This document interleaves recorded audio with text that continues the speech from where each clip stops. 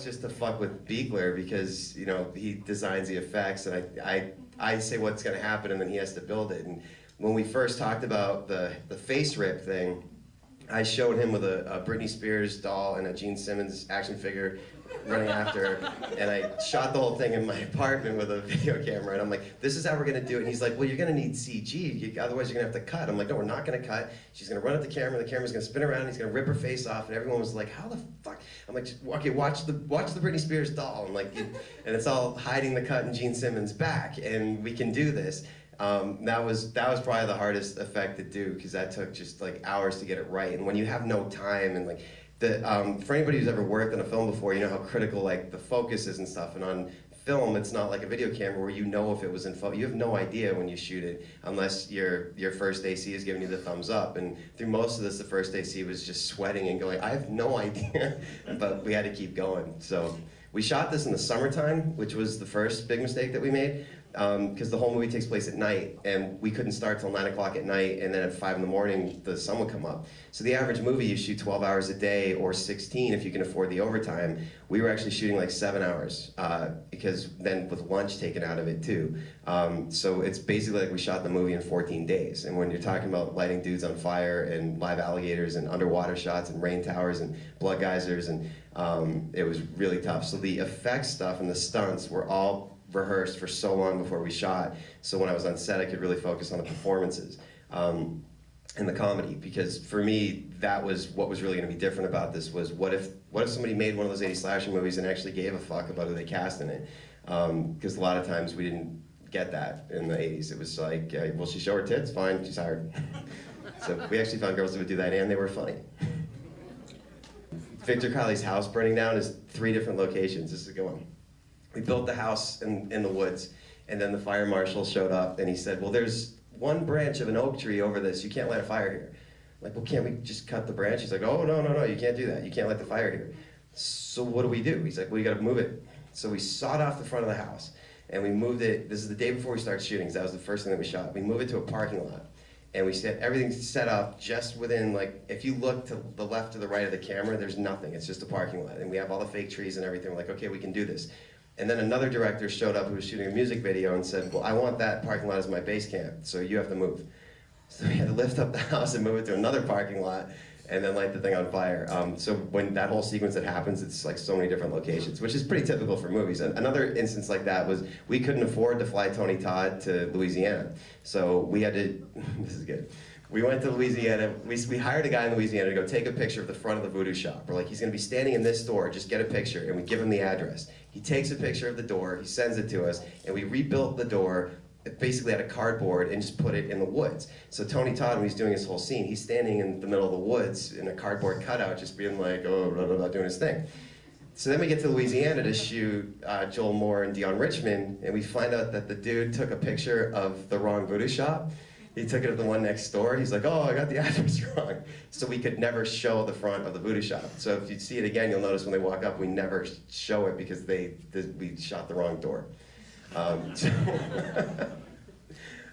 My parents sent me to summer camp. It was called Camp Avoda, and it was like a concentration camp basically. And they had us scrubbing floors and cleaning toilets. And I'm like, I thought I was supposed to like touch tits. Like that never happened. And the counselor said, stay away from this one cabin or else Hatchet Face will get you. And I had already seen all the movies. I'm like, this is fucking great. I'm like, who's Hatchet Face? What's he gonna do? And they're like, he's Hatchet Face. Why is he Hatchet Face? I don't know, he's just fucking Hatchet Face. Like, well, what's he gonna get me with? They're like, he'll get you. Like, this is the worst story I've ever heard. And I'm sure that at some point in the history of the camp there was a story, but they drank it away over the years. And it was just the cabin where they had sex, basically, and did drugs. And so they didn't want us coming near it. And so that night when we're falling asleep, the other kids were like, oh, do you think Hatchet Face will get us? And I'm like, well, you know what Hatchet Face is? I'm like, he's this deformed man, and he looks like the Elephant Man, and they kept him locked in this cabin, and then the door caught fire, and his dad came home with the hatchet, hit him in the face, and if you listen, you can hear him, he's still screaming, and all the kids started crying in my cabin, and the counselors called my parents, and they were gonna send me home, and I was the weird kid at camp from then on. When I was writing this, though, my big, like, the formula is, you know, obviously, like, Halloween, Friday the 13th, Nightmare on Elm Street. But my influence was really John Landis in this, which was American Werewolf in London. And if you watch the beginning of it, it's like, some of it is like shot for shot American Werewolf in London. You have the two tourists who are like out of place, talking about the girls, end up in a bad situation. But to me, I still love that movie because it infused humor in a way where it kept it out of the horror. It's a really hard thing to do because once you start making fun of your villain, or your villain becomes funny, he's not a villain anymore, he's not scary anymore, and you're wasting everybody's time. So that was the really tough balance with this, was I used comedy to actually make likable characters in a slasher film, because if you can make the audience laugh, then you got them, and at least they care a little bit about the characters. I mean, obviously you still want to see them die, so you can't like them too much, but that was the tough thing, was making it so you could go from being scared to laughing. And John Buechler was like, who do you think should play Victor Crowley? I'm like, well, we need somebody who isn't just a stuntman, but somebody who can actually portray emotion through something. We need like a Kane Hodder. And John was like, why don't we get Kane Hodder? I'm like, really? And he went to the set of Devil's Rejects where Kane was doing the stunts. He showed him the script. Kane loved it. We met for dinner. I had my car filled with all my Jason shit for him to sign, and the producers were like, do not walk in there with that. Do not be a fanboy. I'm like, okay, all right.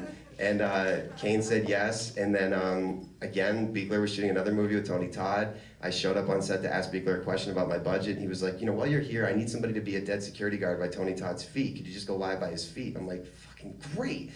And I'm lying there, and Tony's like, how you doing? I'm like, Candyman. And I got to know him a little bit, and then I basically had to call his agent and beg the agent. I'm like, give me 5 minutes and don't hang up on me. I'm like, I don't have any money. My dad's a gym teacher. I totally suck, but I'm gonna make this movie, and it's gonna be so awesome, and it has to be Tony Todd. And like, he really responded to my passion, and he actually said, you know, you do this for so long, you forget why you got into the business to begin with. And he's like, the fact that you love my clients so much, I'll read it and I'll think about it. And he read it, and Tony read it, and they liked it, and he did it. And Robert Englund is the craziest story, because you can't get a script to Robert Englund. He gets 50 a day, because every horror movie wants him in it, because he's sort of your insurance for foreign.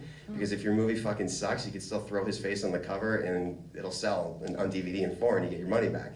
And they know this. So it's really hard to get him to read a script. You have to have a really good financial offer for him, and otherwise his agent, you can't get past him.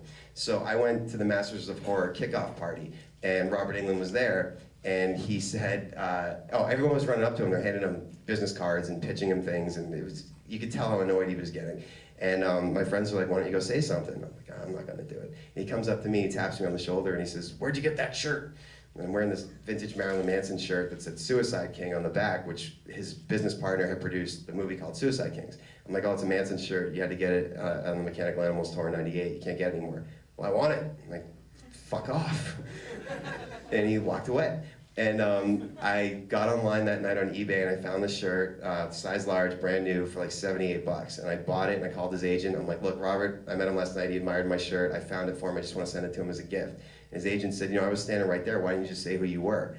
And I said, it's just not my style. I didn't want to bother him. And that's why he read the script. So, and then he loved it even more than everybody else. He showed up on set. He's only in the first 5 minutes. He's like, okay, this is good, but I want to walk through the rest of the movie with you. And he goes through every set. He's got ideas. And he wants to know what the camera shots are. And even now, he's in Europe right now promoting the movie. He's not getting paid to do it. Like, he just believes in it so much, because this is the genre that those guys built. And I think they just feel like they're putting their stamp of approval on it, because it just feels like it's sort of time to have something like this again, because we don't have a boogeyman anymore. We don't even really have fun and horror.